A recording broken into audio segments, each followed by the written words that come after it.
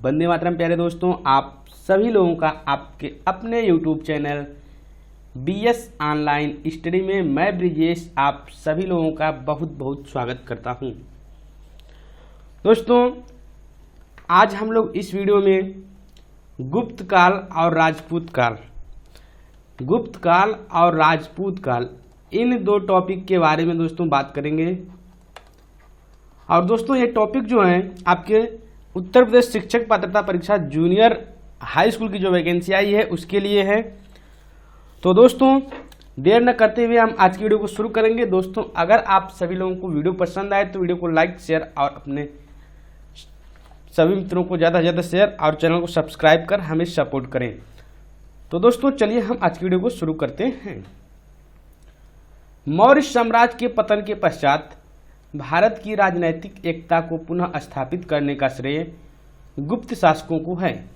अर्थात दोस्तों, जब मौर्य साम्राज्य का पतन हो जाता है उसके बाद जो है राजनैतिक एकता को जो है पुनः स्थापित करने का श्रेय किसको जाता है, यानी गुप्त मतलब उनका जो है वह गुप्त शासकों को जाता है। अर्थात गुप्त काल के जो शासक आते हैं उनके ऊपर जाता है।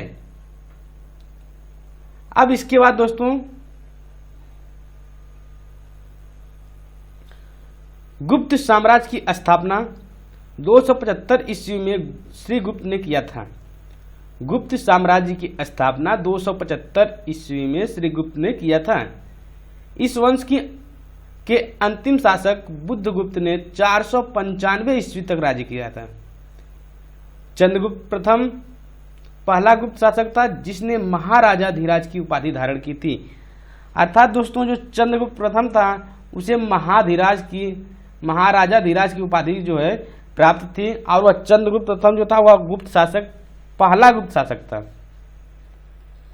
गुप्त शासकों में चंद्रगुप्त प्रथम ने सर्वप्रथम राजा रानी प्रकार का सिक्का चलाया, जिसके बारे में प्रयाग प्रशस्ति से ठोस जानकारी मिलती है।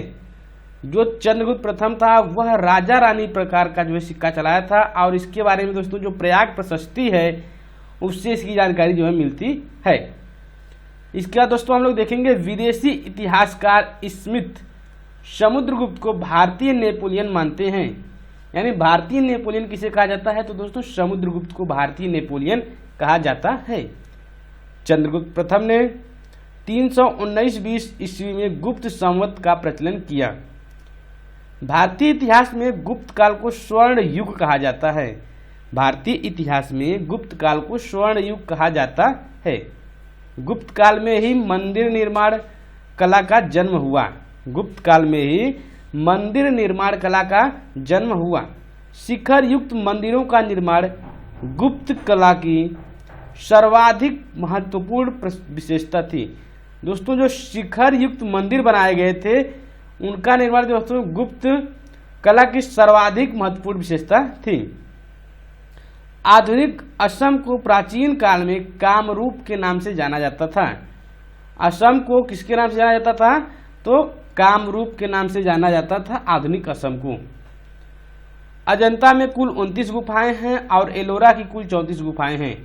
अर्थात दोस्तों, अजंता की कुल कितनी गुफाएं हैं, तो 29 अजंता की है और एलोरा की 34 हैं। अजंता की गुफा 16, 17 एवं 19 नंबर की गुफा का निर्माण गुप्त काल में हुआ है। तो अजंता में टोटल 29 गुफा है, और इन 29 गुफा में जो गुफा नंबर 16, 17 और 19 नंबर की 3 गुफाएं हैं, इनका निर्माण कब हुआ है दोस्तों, तो गुप्त काल में हुआ है। इन गुफाओं के अंदर की जानकारी, अंदर की गई चित्रकारी सर्वश्रेष्ठ मानी जाती है, यानी मानी गई है।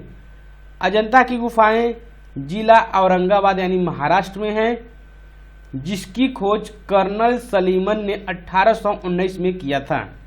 अजंता की गुफाएं जिला औरंगाबाद अर्थात दोस्तों महाराष्ट्र में है, जिसकी खोज कर्नल सलीमन ने 1819 में किया था। बाघ की गुफाओं धार मध्य प्रदेश का निर्माण भी गुप्त काल में हुआ, जिसकी खोज डेजरी फील्ड ने 1818 में किया था। बाघ की गुफाओं का निर्माण दोस्तों गुप्त काल में हुआ था, और इसकी खोज दोस्तों डेजर फील्ड ने 1818 ईस्वी में किया था। इसके बाद दोस्तों है बाघ में कुल 9 गुफाएं हैं, लेकिन वर्तमान में 5 गुफाएं हैं शेष नष्ट हो गई हैं। तो दोस्तों बाघ की कुल कितनी गुफाएं थी? 9 गुफाएं थी, और इन 9 गुफाओं में दोस्तों 4 गुफा नष्ट हो गई है, अर्थात वर्तमान में कितनी गुफाएं हैं? तो 5 गुफाएं वर्तमान में हैं। अजंता तथा बाघ की गुफाएं दोनों बौद्ध धर्म की महायान संप्रदाय से संबंधित है। गुफा नंबर 16 में मरणासन राजकुमारी का चित्र बना है। देवगढ़ का दशावतार मंदिर भारत में शिखर युक्त नागर शैली का पहला मंदिर है। कानपुर उत्तर प्रदेश का भीतर गांव का मंदिर, विष्णु मंदिर जो है भीतर गांव का, वह भारत में ईंटों से बना पहला मंदिर है। चंद्रगुप्त सेकंड ने विक्रमादित्य की उपाधि शकु को पराजित करने के बाद धारण की थी। तो चंद्रगुप्त सेकंड दोस्तों वह विक्रमादित्य की उपाधि धारण किया था। वो भी कब धारण किया था? जब शकु को जो है वह पराजित करके आया था। श्रीलंका के राजा मेघवर्मन ने बोधगया में भगवान बुद्ध का मंदिर बनवाने के लिए समुद्रगुप्त से अनुमति मांगी थी। जो श्रीलंका के राजा थे मेघवर्मन ने बोधगया में भगवान बुद्ध का मंदिर बनवाने के लिए समुद्रगुप्त से अनुमति मांगी थी। गुप्त काल के सर्वाधिक लोकप्रिय देवता विष्णु थे। गुप्त काल के सर्वाधिक लोकप्रिय देवता विष्णु थे। चंद्रगुप्त सेकंड ने शकु को पराजित करने के बाद चांदी के विशेष सिक्के जारी किए। किसके? चांदी के विशेष सिक्के जारी किए चंद्रगुप्त सेकंड ने। धन्वंतरी चंद्रगुप्त विक्रमादित्य के राज दरबार के नवरत्न में से एक थे। दोस्तों जो धन्वंतरी थे वह चंद्रगुप्त विक्रमादित्य के राज दरबार के नवरत्नों में से एक थे। मेहरौली जो वर्तमान में दिल्ली में स्थित लौह स्तंभ का निर्माण चतुर्थ सदी ईसा में चंद्रगुप्त सेकंड ने करवाया था, और चांदी की मुद्रा को रूपक कहा जाता है। चांदी की मुद्रा को क्या कहा जाता है? तो रूपक कहा जाता है। इसके बाद दोस्तों है गुप्त काल की सोने की मुद्रा को दिनार कहा जाता है। सोने की मुद्रा को क्या कहा जाता है? सोने की मुद्रा को दिनार कहा जाता है। और कुमार संभव महाकाव्य कवि कालिदास ने लिखा था। तो दोस्तों जो कुमार संभव है उसकी रचना किसने किया है? तो कालिदास महोदय जी ने किया है। और गुप्त काल में जो सोने की मुद्रा होती थी उसे दिनार कहा जाता था, और चांदी की मुद्रा को दोस्तों रूपक कहा जाता था। क्या कहा जाता था? रूपक कहा जाता था चांदी की मुद्रा को। तो चांदी की मुद्रा को रूपक कहा जाता था, सोने की मुद्रा को दिनार कहा जाता था। यह दोस्तों गुप्त काल का है। अब दोस्तों हम लोग बढ़ेंगे अगले टॉपिक के पे, और हमारा अगला टॉपिक है राजपूत काल। क्या है? राजपूत काल। तो दोस्तों अब हम राजपूत काल के बारे में थोड़ा देख लेंगे। पूर्व मध्यकालीन भारतीय इतिहास में 750 ईस्वी से 1200 ईस्वी तक का समय मुख्यतः राजपूत काल माना गया है या माना जाता है। तो पूर्व मध्यकालीन भारतीय इतिहास 750 ईस्वी से 1200 ईस्वी तक मुख्यतः राजपूत काल माना जाता है। इसके बाद सिंध पर 712 ईस्वी में अरबों के आक्रमण के समय वहां का शासक दाहिर था। कौन था?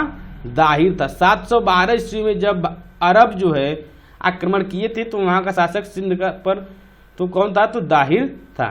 सर्वप्रथम भारत में जजिया कर लगाने का श्रेय सिंध के विजेता मुहम्मद बिन कासिम को दिया जाता है। अर्थात दोस्तों जजिया कर कौन लगाना शुरू किया था? तो मुहम्मद बिन कासिम ने। मुहम्मद बिन कासिम ने ब्राह्मणों को इस कर से पूर्णतः मुक्त रखा था।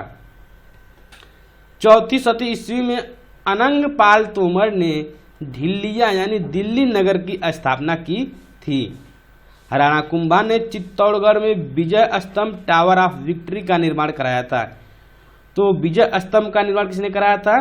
तो राणा कुंभा ने कराया था। और मुहम्मद बिन कासिम ने जजिया कर लगाया था, जिसमें जो है ब्राह्मणों को इस कर से मुक्त कर दिया था। इसके बाद दोस्तों हम लोग देखेंगे भारत पर पहली बार आक्रमण करने वाला अरब थे। चंद्रबरदाई ने पृथ्वीराज रासो लिखा था। तो पृथ्वीराज रासो के रचयिता कौन है? तो चंद्रबरदाई हैं।